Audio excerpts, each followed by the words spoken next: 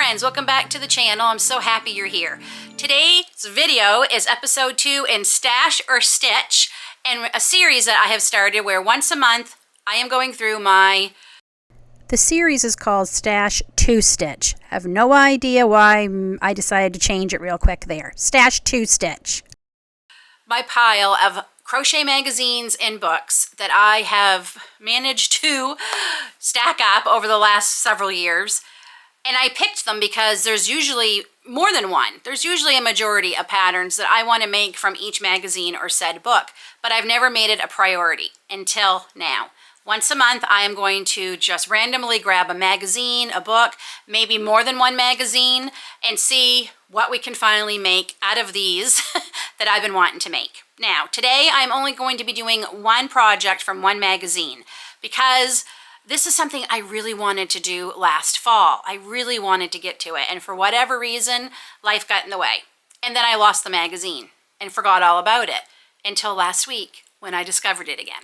So instead of trying to see how many I can make from one of my magazines, I'm going to focus on one item in this magazine. Even though there are several I do want to make in this, I'm going to focus on the one that I just fell in love with when I saw it and make that my priority this week to finish. So what we're going to be making is from Crochet World, and this is actually last autumn's magazine monthly subscription, Autumn 2025. It's not one I've had for very long, but I love fall. I'm a fall girl. I was born in the fall. Fall is my jam. I love everything about it. So this is one magazine issue that I always try to get. And then I saw, well, I will tell you, the blanket on the front is certainly one of the items I hope to make. I said I had a goal of making a Grafghan this year. This might just be the one that I'm going to try and make. But this is going to take a little bit of time, and I'm a little pressed for time for the next couple of weeks. So this is not one that I can start. But what I really wanted to start, what really got me, was this pumpkin pie dish cozy. I love cozies. I just love this. I think it's going to be amazing. I really wanted to make this as soon as I saw this in this magazine. And I knew I had to make this. Now, I know we're not in the right season. I know it's spring, not fall, but this is a project that I'm going to focus on with all of you this week in this week's video. Now, another part of this series is also I want to try and make sure I'm going to be using yarn from my stash, which I already have a lot of. Luckily, just about every color for this project, even the brand of yarn that they use in this project, I have. That never happens. Except I don't have the silver pie tin color. But I'm a teal girl. You all know that. I love my teal. And I have the teal cotton. So I'm going, and this is all in cotton, I should have mentioned that. So I'm going to be using teal for the pie plate because, well, I have teal pie plates for one. And I love it. And I don't have the silver or the gray color. I've looked and looked and looked. Don't have it. But I have all the other colors. So I'm pretty excited that I am going to be using 4 skeins of yarn, maybe even 5, because I think one part of this pattern takes 2 skeins. I'm going to be using up 5 balls of cotton yarn out of my stash. That's not bad. But as I said, we will be doing this in a future Stash or Stitch video. Maybe sooner than I even think, because I want to actually have it for fall. So make sure you hit that bell so you don't miss any videos that will be coming up. We're going to have so much fun. I have so many magazines and books. Some of them are vintage magazines. And I can't wait to finally start making these. Okay, time to start making our little pumpkin cozy. I can't wait. This is going to be so cute. I love this stuff. So looking over the pattern, I read through it. Shocking, I know. I admitted that I'm terrible about reading patterns first before I start anything. I usually just glance over them quick, but I actually read this a couple of times. There is a couple special stitches, so the increase is done different than what I usually do. It's the first single crochet is front loop only, and then second single crochet is in both loops. And then the invisible single crochet decrease. I've not yet done that, and that's something I've been wanting to try. And this pattern actually not only tells you how to do it, but it's in the pattern. So we're going to go ahead and try that. I'm curious to try. You'll have to let me know down in the comments if you have done either one of these stitches. So I just had to do my chain and then it's worked together. And I also need to have a stitch marker because we do not slip stitch going in. I know I have a stitch marker around here somewhere. I know I have one. There they are. I try to keep some, just like my hooks and my scissors, I try to keep in also. I'm so excited to get started on this project. Finally. Even if it is a few months late in the wrong season. So you have to let me know how many patterns do you currently have saved? I always joke and say to David how I have to live to be like 150 to make every pattern I already have. And then I just added like 20 new ones that I just fell in love with to my pattern stash just a couple of days ago. So it's, I keep saying we need to invent more hours in the day, but it's true. Like I don't know how I think I'm going to make all the patterns I have saved. So you'll have to let me know down in the comments. Do you have a pattern problem like me? We talk about yarn stashes. What about pattern stashes? Definitely going to have a few videos where we just randomly pick some patterns and haul them out and hopefully have the yarn and just do them. Because I have a lot that I'd like to know if they're even any good. Like, you know, other than just looking them over quick, I have no idea. Like, I would love to just at least find out if they're any good. So I do have one coming up soon that I want to do, where I'm going to be testing some new patterns I bought from different crochet designers, and they're amigurumi, but they're all no-sew. And I'm really curious to see how good they are. So it's nice to find another use too for this hot orange. That is the color, because I make a lot of cozies for Halloween and fall for to-go coffee mugs or mugs at home, and of course some kind of pumpkin thing. But other than that, and I've got quite a few balls of it, so it'll be nice to have something I can make with it.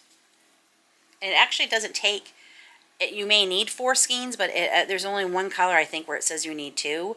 It doesn't take a lot of yarn to do this pattern. So we've got our first round done, and we are not slip stitching into this. So it says, do not join, place marker, and last stitch worked. Okay. That is right here.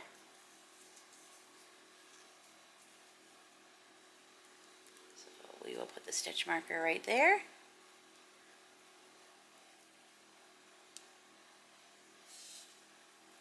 Oh, and we're going to be doing the increase. Okay. So it said, oh no, did that twist on me? No, no, no. So front loop only, I think it said. First single crochet, front loop only. Okay. Oh, and then through both, and that's how we increase the 1 stitch. Okay. I think that's what they mean. So the first single crochet is in the front loop, and then we go through both for a second. I think that's what they mean. I hope that's what they mean. I guess we're going to find out. Okay, so we have to go quite a while. Round 10 with the orange. I'm not sure, because I can only see 1 page at a time. So, all right. Did I mention it's evening? Probably only get so much done on this tonight, and then we will pick it up tomorrow. But I'm going to see how far I can get tonight. Okay, so I am on round 6. And it's a pretty straightforward pattern. I like this increase better than the way I usually do it. I like it a lot. The only thing I'm worried about is there's a big hole here. And I'm just looking at the picture. I'm hoping the whipped cream that is supposed to go here covers that, because there's no hole. Like, that's what I'm hoping. I mean, granted, there's more to the pattern, but I just don't know where that would change. How I would suddenly chain 40. I'm just making sure. Form a ring. Okay, trust the process. But yeah, I'm liking this pattern, and I definitely like this new way of increasing. Okay, it's 10 o'clock at night. I'm done. And I managed to get all of the pumpkin pie done. So tomorrow we start on the teal pie plate. So it took all of one skein and half of another. So I'm also using a little bit bigger hook. The pattern called for 3.5 and I'm using 4. So yeah, I'm pretty happy with it. I'm still wondering about this hole here, but I have to say I love the invisible decrease. That is amazing. You can't see. There's no line, nothing. And I like how it gives it, it's hard to tell. You can see it better in the picture, but it does give it dimension. It looks like the pie has got a swirl going around, so that's pretty cool. So I'm done for the night. It's been a long day. We'll pick it up here tomorrow.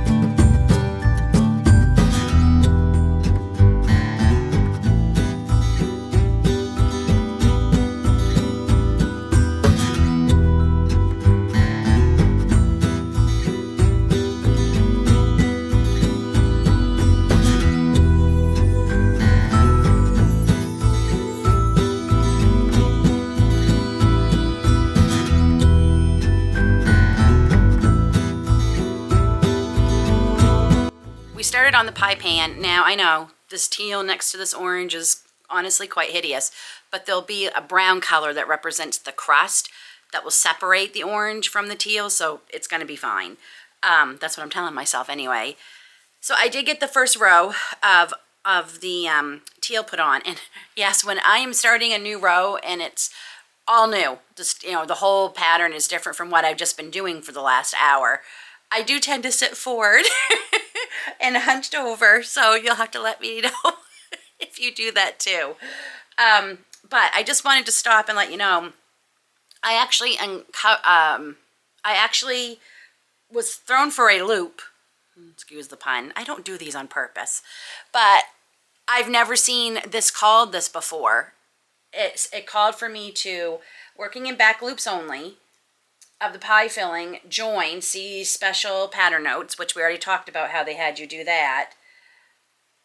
Well, I shouldn't say that. The join is just doing the double increase is what they have you do here. But it says overcast in the first stitch. And I'm like, overcast? Overcast? I actually had to look it up. I've never called it that. All we were doing is doing one stitch in the back loop, like it said, and then it had me do single crochet in the same stitch and then go on to the pattern. But I've never heard it called overcast. Like, I've never heard tell of that. But apparently it's supposed to help make a more even join than normal, than just slip stitching. So you'll have to let me know again. I'm asking you a lot of questions in this video, but you have to let me know again. Have you ever heard tell of that term? Because that was a first for me. But so we're going to do this for 13 rounds, and then we do the rim of the pie pan, and then we do the pie crust. When do we do the whipped cream? Oh, whipped cream. Okay, the pie crust is only 3 rows. All right, so I'm really curious to see what this is going to be all about, why we have such... Oh, I bet you we put the pie crust. I'm not sure. I'm going on here. Join overcast again and pie rim. it'll become apparent when we go to do the rim. So I'm hoping to get this done today. I'm also, as usual, doing a gazillion other things around the house. So we'll see if we can get this done. I'd love to have this done today because I actually have an idea for filming another video that I'd like to get started on also. Oh my gosh, no wonder I'm tired. My brain never sleeps. But I do have a start of another video I'd like to get started on. So I am just working in both loops, single crochet around. So now we're back to both loops again. But yeah, that teal against the orange is quite shocking. I fully get that, but it will be separated. And it doesn't matter because I don't have anything even remotely, in the same color as that silver that they used. And like I said, it's my cozy. My pie pan can be any color I want. Just checking in. It is another day. I took a lot of breaks yesterday because the cotton yarn is definitely harder on my hand, especially my right hand, than other yarns, and I know that, so I'm trying to be better about taking breaks. And I worked on this a little bit in the morning, and then all day yesterday I didn't touch it again. I did a lot of things off my to-do list around my house, which are in desperate need. Sorry you were crooked there. But I am down to the last 3 rows of the pie pan, and I gotta tell you, this last row, it took me 20 minutes to figure out what they wanted because just the way it was written, my brain was not picking it up. And it's hard because we're doing this from the top down, so I kept saying this like, wait a minute, this is upside down. Like, it took me a while. And then finally it clicked. So this is how it's looking. So this is where your handles will go. I will admit this is huge, and I know I went up just a little bit from what, I don't have a 3.25 or 3.75 was the other one they said you could do, or it said any hook size you want, whatever yarn you're using or whatever. But I do have big pie plates. I think this said this fit a 9-inch. Fits a 3-quart casserole dish. I have bigger ones than that, so if it fits that, that's okay. But yeah, it's getting pretty big, but it is starting to actually look like something. I also couldn't tell because of the picture. It looked like it had a bottom, but from what I can see, there's no bottom. So it literally goes over.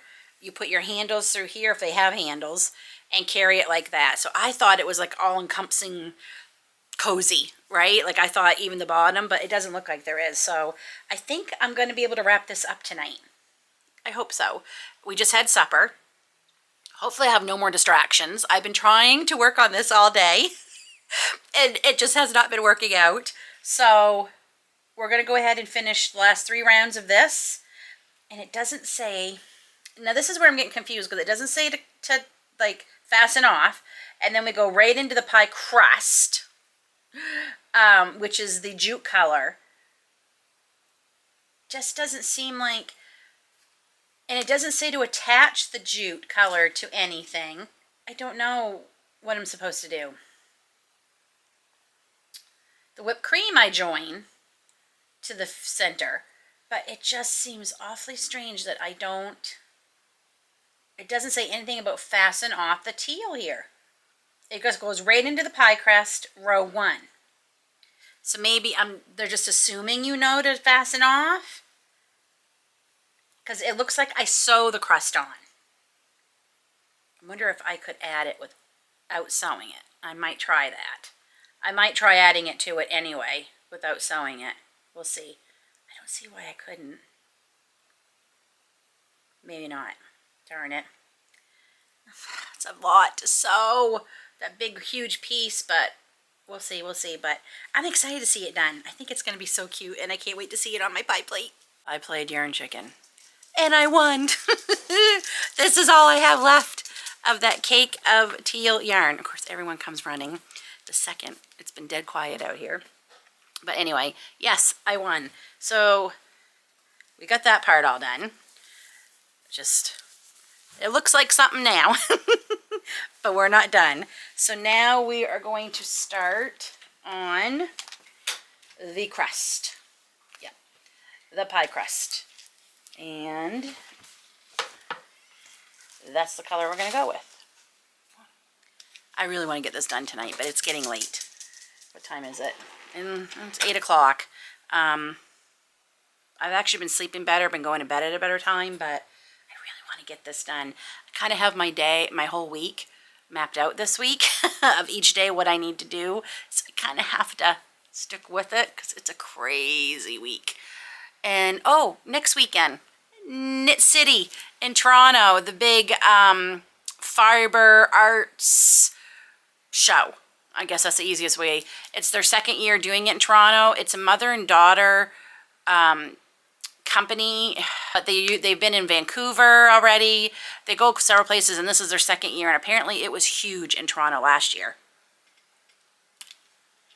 So I don't know how big the crowds are going to be and how long we'll be able to handle it, but I'm still excited to go, especially to see maybe what's going to be new this year in yarn and accessories and crochet. I mean, they do knit too, but I don't knit, so. Okay, let's do the pie crust.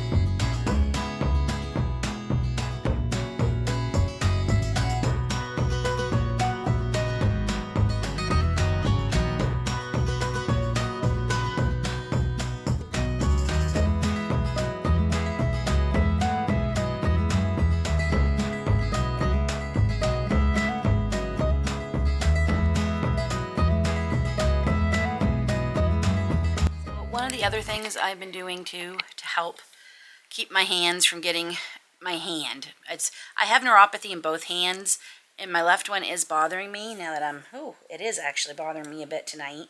But the other thing I do is I try to make sure at least once a day, sometimes more, I use this hand massager by Bob and Brad.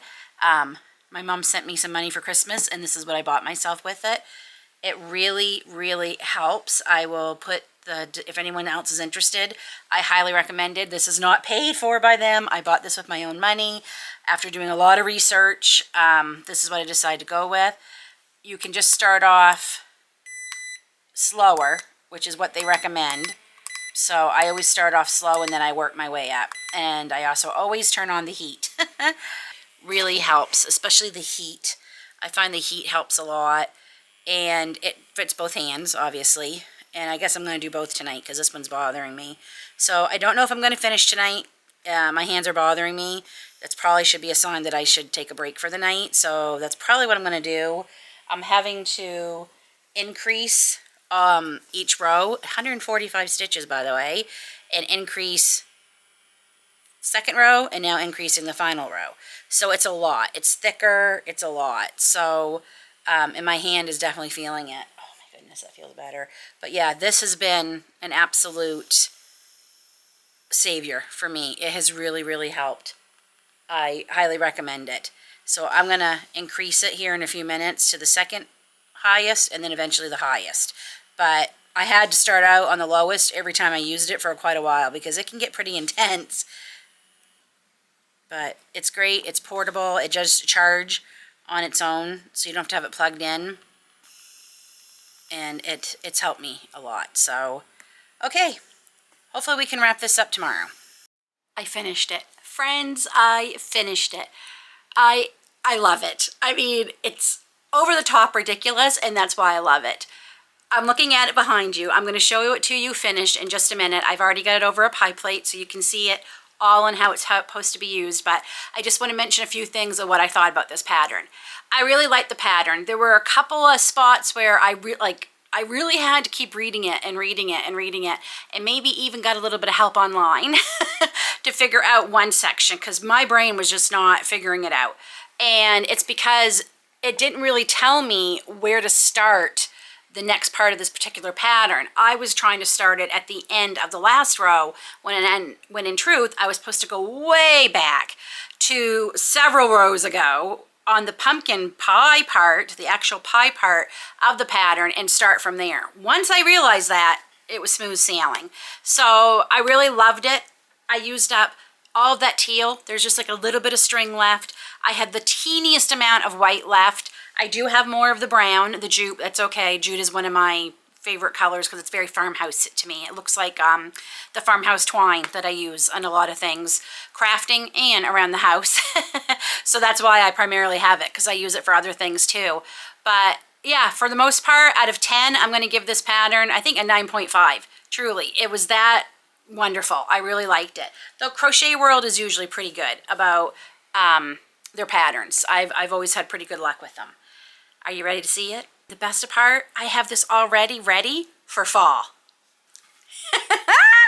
Here it is, pie crust and all. That was easier sewing it on than I thought. I was really worried it was going to be difficult, but it ended up not being that difficult at all. It's a little, I was going to say, I think it's a little too big. This is my biggest pie plate I have. Maybe a little too big, but it's cotton. When I wash this will probably shrink. So, and the handles are opened right there, so you can see it. This whipped cream. Can we talk about this whipped cream? This thing is huge. That is the biggest pile of whipped cream. It doesn't look that big in the picture, but then again, the angle of the picture could be, it just could be the angle. Because, I mean, I did go up a little bit from what they use, so it's possible that obviously this is bigger. But I think it just makes it, that big, huge dollop of whipped cream. The invisible decrease, loved that, loved that. I will be using that more often. I actually used it in something else I've been working on. I've been filming like 2 or 3 videos at once here. I'm about ready to lose my mind. But anyway, I really like that. The special increase stitch, that's not something I would be able to use on every pattern because that's what helped give the twist look, if you can see. I need to fluff that up a little more. But even the pumpkin pie kind of has like this twist pattern, and the whipped cream definitely has it, if you can see. Okay, yep, you can see that there. That is from that special increase they had me do. So that was really cool. I really liked that. So I love it when I can learn a couple of new techniques that don't make me feel like I'm absolutely stupid because I couldn't figure them out. Those were very easy. So, Stash to Stitch Pumpkin Pie Cozy out of my magazine that it's not that old. I've only had it since September, but at least I finally was able to make the one thing I definitely wanted to make from that magazine. And I have no more yarn, orange yarn left either. All of those are gone. So that's 1, 2, 3 skeins of cotton yarn out of my stash. Thanks for coming along, friends. Well, we did another episode of Stash to Stitch. I can't wait for next month's April's Stash to Stitch. I might start going and looking through magazines now to get an idea. Maybe we'll even do a bigger project out of the next one. Until then, we'll see you soon.